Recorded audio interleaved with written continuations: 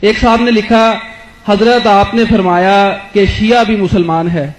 ہمارے استاد صاحب فرماتے ہیں کہ شیعوں کا کلمہ اور ہے، پھر وہ صحابہ کرام کو معیار حق بھی نہیں مانتے اور نماز بھی اور طرح پڑھتے ہیں.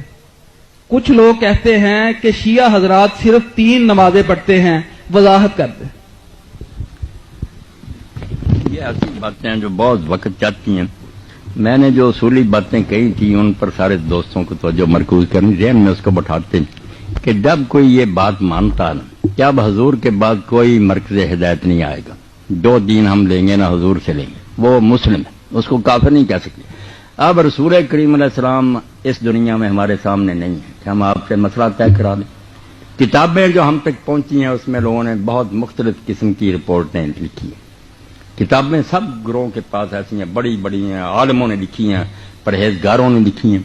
ایک طرف ایسی ہسٹری ہے جس میں لوگوں کے ظلم ہی لکھے ہیں جن کو ہم صحابہ کرام کہتے ہیں. میں اور آپ تو چونکہ سنیوں میں پیدا ہوئے، ہمارے دلوں میں تو ان کی حقیقت ہے، ہم سمجھتے ہیں کہ ان کو برا کیوں کہ، مگر آپ ذرا اگر صبر کر کے حوصلہ سے کام لے کر کتابیں دیکھیں ان کی بھی، اور اپنی کتابوں میں جو نشاندہی کرتے ہیں ان کو ذرا دیکھیں اور تھوڑا سا یہ سوچیں کہ بھئی ان کی بات بھی تو کوئی سوچنی چاہیے. پھر میں اس وقت بیان نہیں کروں گا کیونکہ پھر بات پھیل جائے گی، کوئی بدمزگی ہو جائے گی.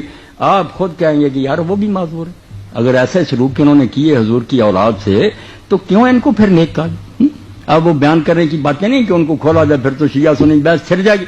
صرف بات یہ کہ جو کسی غریب کو پہنچا نا وہ نہیں کہتا کہ میں حضور کو نہیں مانتے گا، حضور سے پہنچا یہ لگے. ہمیں یہ پہنچا حضور یہاں ہاتھ باندھتے تھے، ہم اہل حدیث یہ باندھنے لگے. حنفی حضرات کو پہنچا کہ ناف کے نیچے بات. کتابوں میں سب باتیں ہیں، کوئی نہیں کہہ سکتا کہ یہ ناف تلے نہیں لکھا یا سینے پر نہیں لکھا. اب جس کو جس پر تسلی ہو جاتی ہے کہ میرے خیال میں یہ بات زیادہ درست ہے اس پر عمل کرتا وہ یہی سمجھ کر ہے کہ ہدایت حضور سے لے لی.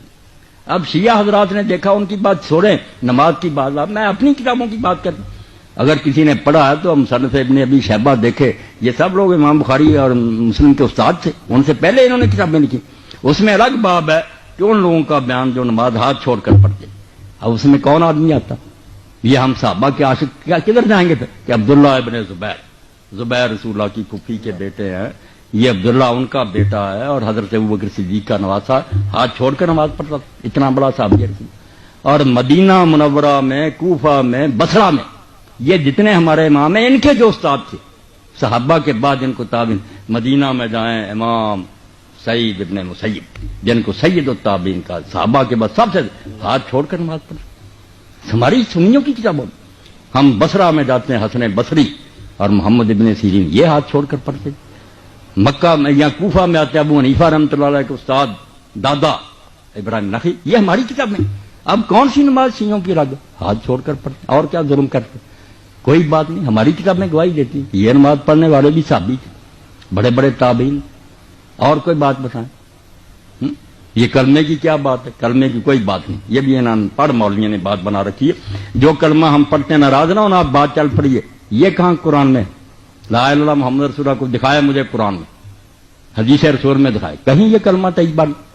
یہ 2 الگ الگ کلمے ہیں، بالکل ٹھیک ہے. لا الہ کہیں لکھا ہے، محمد ہم نے جوڑ لیے. حضور نے تو جو کلمہ بنایا وہ شیعوں اور سنیوں کا ایک ہے، کلمہ شہادت. حضور وہ پڑھاتے تھے، اشہد ان لا الہ الا اللہ وحدہ لا شریک لہ واشہد ان محمد عبدہ ورسولہ، وہ ہے کلمہ. یہ ہمیں 2 جمع کیے، انہوں نے ایک تیسرا بھی اکٹھا کر لیا. اگر کوئی چوتھا بھی کر لے کہ ساتھ ہی کہ ابو بکر صدیق عمر فاروق، کچھ بھی نہیں بگڑتا. نیک باتیں اکٹھی کرتے ہیں، یہ کوئی اسلام کے کلمے نہیں، نہ کوئی دین ایسے بگڑتا ہے. اچھی باتیں جو اکٹھی کرتے ہیں آپ، عثمان ذوالنورین کر لیں آپ بھی کلمہ. یہ کلمہ کوئی نہیں ہے، یہ کلمہ طیبہ. آپ بھی حیران ہوں گے کسی آیت میں نہیں اس طرح بنا بنایا آیا، کسی حدیث میں نہیں. 2 الگ الگ چیزوں کو لے کر ہم نے اکٹھا کر دیا.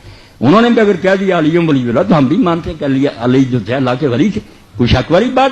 اس طرح کی باتوں سے دین نہیں کوئی بگڑتا. یہ آپ کہہ لیں کہ پیار سے انہوں نے کر لیا. ہمارے ہاں یہ بریلوی دوست ہیں، یہ اذان سے پہلے یہ صلات کہتے ہیں، بعد میں کہتے ہیں. ہم کہتے ہیں حضور نے نہیں کہی ہے، صحابہ نے اس لیے نہیں کہنی چاہیے. مگر یار اس میں کوئی کون سی کفر کی بات تو کوئی نہیں نا. درود شریف انہوں نے پڑھ دیا، کوئی اسلام سے نکل گیا. عقل سے کام لیا کریں. جتنی بات غلط نظر آتی ہے حضور کا طریقہ کہہ لیں، مگر کافر نہیں، کوئی غلط بات نہیں. درود شریف ہر وقت پڑھا جاتا ہے، کوئی صبر سے بھی کام لینا، کچھ نہیں بات. اور کون سی بات شیعوں نے کہہ دی؟ 3 نمازیں کوئی نہیں پڑھتا، کوئی مسلمان نہیں کہتا کہ 3 نمازیں. سب جانتے ہیں کہ 5 نمازیں ان کے 5 کے نام ہیں، 5 کی رکھتے سارے مسلمانوں کی ایک ہیں کہ 2 فجر کی ہیں، 4 ظہر کی ہیں، 4 عصر کی ہیں، 3 مغرب کی ہیں، 4 عشاء کی، شیعہ کی بھی اتنی ہیں، سنیوں کی بھی اتنی۔ اب مسئلہ کیا ہے؟ جمع بین الصلاتین کہ 2 نمازیں اکٹھی پڑھی جا سکتی ہیں کہ نہیں۔ یہ جب ہم پرانی حدیثوں کو دیکھتے ہیں، ٹھیک ہے جب زد آ جاتی لوگ زد میں دورتے، شیعوں کی کتابیں میں نے پڑھی، ان کے علماء بھی میں جانتا ہوں، وہ سارے مانتے ہیں مگر روک نہیں سکتے، جانتے وہ بھی ہیں کہ الگ الگ 5 وقتوں میں پڑھنا، ہماری طرح وقت لکھے ہوئے ہیں کہ زور یہاں تک ہے، اثر بالکل ہمارے والے طریقے ہیں۔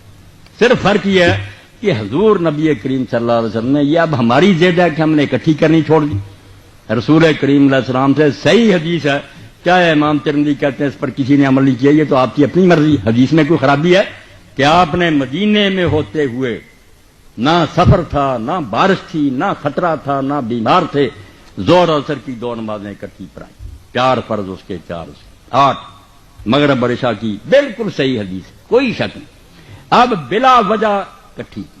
ابن عباس سے لوگوں نے پوچھا، ابو ہریرہ سے پوچھا کہ حضور نے ایسا کیوں کیا؟ جب کوئی مجبوری نہیں فرمایا، اسی لیے کہ امت سے تنگی دور ہو جائے، امت کو پتہ چل جائے کہ اکٹھی بھی پڑھ لیں کوئی بات نہیں۔ تو سنت ہے یہ شیعہ جو کرتے ہیں، مگر ان کی جاتی کہ انہوں نے عادت بنا لی، یہاں سے خود یہ شیعہ مسلک کے بھی خلاف ہیں، ان کی کتابیں بھی یہ نہیں کہتی کہ روز اس طرح پڑھو، 5 اذانیں ہونی چاہیے، 5 وقت ہیں، مگر صرف اکٹھی کی